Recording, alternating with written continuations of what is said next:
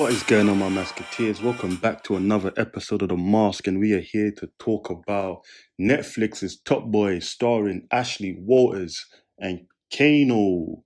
Yes, the penultimate season is finally here. Top Boy season final dropped. I had the pleasure of watching all 6 episodes. I was quite surprised that it was only actually 6 episodes, if I'm being honest with you. I thought it was going to be longer, but it is what it is. With that being said, let me just say this. Final season got rushed. I'm going to say right off the top, this season got rushed for me because, again, the way it ended, without doing too much spoilers, but you know how the game goes. You either end up dead or in prison. And 9 times out of 10, you end up dead. So take that with a grain of salt. I will say, like I said, this season to me got rushed. The plot was all over the place. And I feel because of that, the pacing didn't make any sense. A lot of storylines were pointless. Let's just keep it honest. A lot of storylines were absolutely pointless. And again, they didn't go anywhere. They were here for a minute and then gone real quick. And even certain characters change. To me, it was happening too quickly without proper build up. Two characters in particular.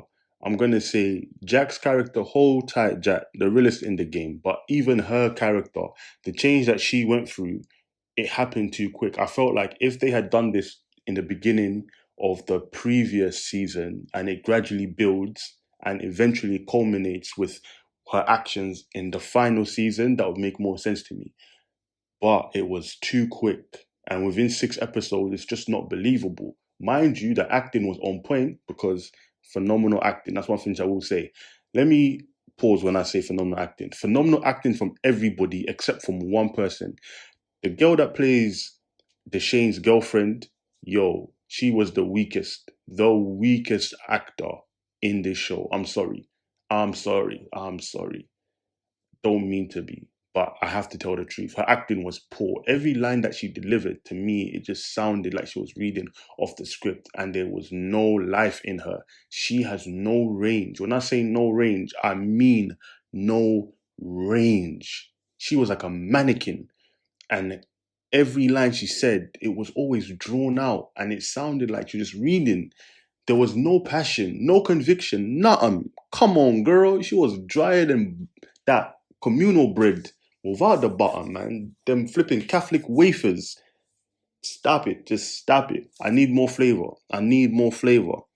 Anyway, that being said, let me get back to some good acting. Kano, woo, listen, star of the show, star of the show. Sully is my guy. Sully is my guy. And Kano keeps on elevating that character in every season. And in this season, I definitely would say it was Sully at his most vicious because this is him now being the leader. This is him finally taking the reins and no longer having to answer to Deshane and him fully being in control. And the crazy part is, we know Sully to be a madman, but this time Sully was not as reckless as you would think he would be with unlimited power, essentially. He actually runs a good ship. The only thing which I will say is, with Sully, he does not take betrayal. And when I say betrayal, anything that falls outside of his moral code, he ain't having it. He's not budging. And I feel that's where he's dangerous because he will go to any length to prove his point. And as well, with Sully, that's the thing which makes him such a nuanced character. Unlike Deshane for me, I feel Deshane has always just been selfish at his core. No matter what happens, Deshane is just for Deshane. So he would try and give you this whole, we're doing this thing for a bigger picture, but the bigger picture is himself.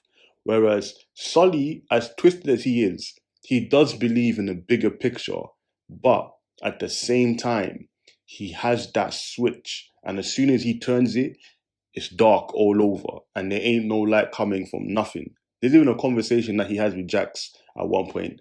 And again, without ruining it or spoiling anything, they're having a conversation in the cafe, and Jack is asking Sully for a favor.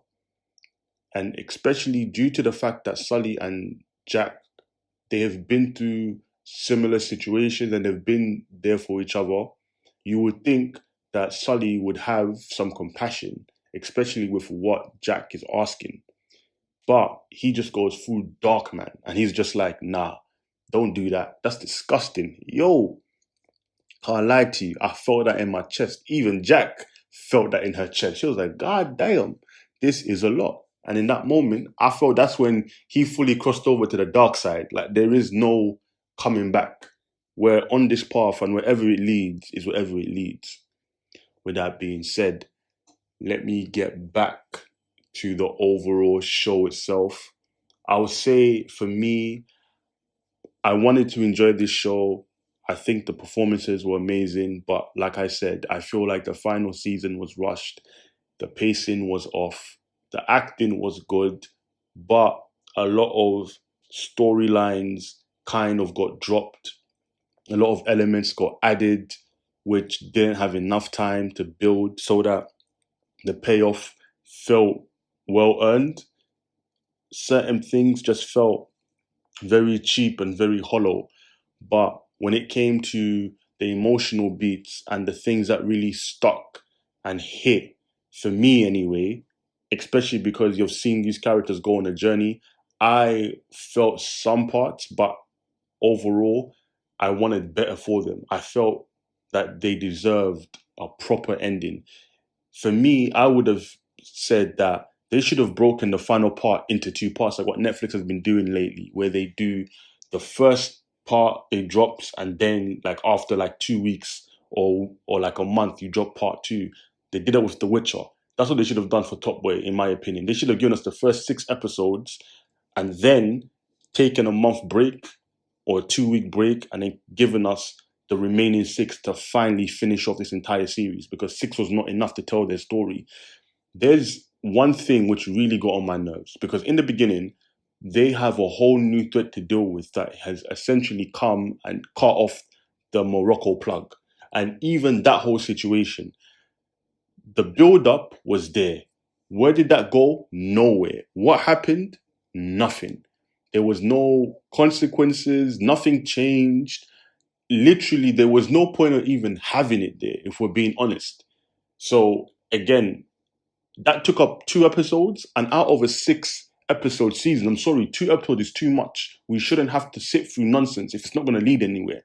Give me the story that is going to play out to where I see what happens to the characters I came here to watch. I don't care about these new people who aren't even factors where they get dealt with within 2 episodes. Give me 6 episodes of nothing but character driven story and plot with the characters that I'm here to see. With that being said, I'm going to give Top Boy the final season. I hate to do this. I'm just going to give it a 5 out of 10. And I'm only giving it a 5 out of 10 because of the actors and the performances. But when it came to the overall story, when it came to the overall pacing, when it came to the overall character development for some people, it was missing. I felt this show deserved better in that sense. It should have been 12 episodes. They could have broken it in half so that people can really sink their teeth into it and build up that buzz. But it is what it is. Again, I take my hats off to Ashley Walters and to Kano and to Drake for bringing the show back, putting it on Netflix. My verdict, 5 out of 10. If you've watched it, let me know your thoughts and your opinions. Please sound off in the comments. Like always, like, comment, subscribe, and I will see you at the next masquerade. Peace.